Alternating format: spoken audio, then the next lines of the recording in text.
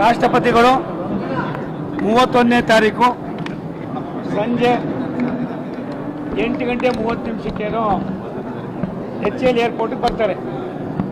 ಅಲ್ಲಿ ಬರಮಾಡಿಕೊಂಡು ಅವರು ನಮ್ಮ ರಾಜ್ಯಪಾಲರ ಭವನಿಗೆ ಗವರ್ನರ್ ಬತ್ತೊಳಗೆ ಅದಕ್ಕೆ ನಾವು ಲೋಕಪಾಲ್ ಭವನಲ್ಲಿ ವಾಸ್ತವ್ಯ ಮಾಡ್ತಾರೆ. ಮಾನ್ಯ ಬೆಳಿಗ್ಗೆ 9 ಗಂಟೆಗೆ ಬಿಟ್ಟು 9:30 ಹೆಲಿಕಾಪ್ಟರಲ್ಲಿ ತುಮಕೂರು ಬರ್ತೀವಿ.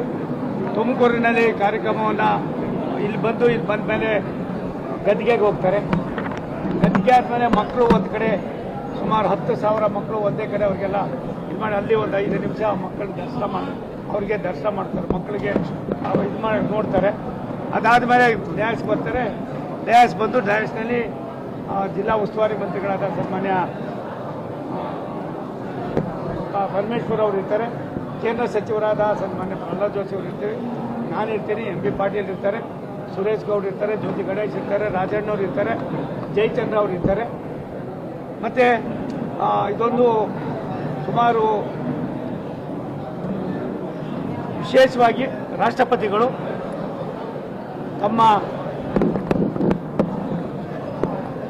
ಮುಂದಿನ ಜನಾಂಗಕ್ಕೆ ಬಡತನವನ್ನು ಯಾವ ರೀತಿ ಮೆಟ್ಟಿ ನಿಲ್ಬೋದು ಅನ್ನೋದಕ್ಕೆ ಅವ್ರು ಕೊಡ್ತಾ ಇರ್ತಕ್ಕಂಥ ಕೆಲವು ಕಾರ್ಯಕ್ರಮಗಳು ನಿಮಗೆ ಅವಿಸ್ಮರಣೀಯವಾಗಿದೆ.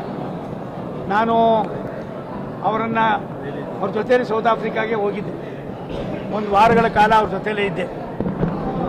ಅವರ ನಡವಳಿಕೆ, ಅವ್ರು ಮಾಡ್ತಕ್ಕಂಥದ್ದು, ಬಡವರ ಬಗ್ಗೆ ಇರ್ತಕ್ಕಂಥ ಕನ್ಸರ್ನು, ದೇಶದ ಬಗ್ಗೆ ಇರ್ತಕ್ಕಂಥ ಅಪಾರವಾದ ಗೌರವ, ರಾಷ್ಟ್ರದ ಪ್ರಧಾನಮಂತ್ರಿಗಳ ಕಾರ್ಯವೈಖರಿಯನ್ನು ವಿಶ್ವದ ಭೂಪಟದಲ್ಲಿ ಪರಿಚಯಿಸ್ತಕ್ಕಂಥಕ್ಕೆ ಅವ್ರ ಕೊಡುಗೆಯೂ ಕೂಡ ಅಪಾರವಾಗಿದೆ. ಅಂಥವರು ತುಮಕೂರು ನಗರಕ್ಕೆ, ತುಮಕೂರು ಜಿಲ್ಲೆಗೆ ಬರ್ತಾ ಇರೋದು ನಮಗೆ ಒಂದು ಅದೃಷ್ಟ ಅಂತ ಕಾಣಿಸ್ತದೆ. ಇದನ್ನು ನಾವೆಲ್ಲರೂ ಸೇರಿ ಸ್ವೀಕಾರ ಮಾಡೋಣ. ರಾಷ್ಟ್ರಪತಿಗಳ ಈ ಕಾರ್ಯಕ್ರಮವನ್ನು ಯಶಸ್ವಿ ಮಾಡೋದಕ್ಕೆ ಮಾಧ್ಯಮದವರ ಪಾತ್ರ ದೊಡ್ಡದು.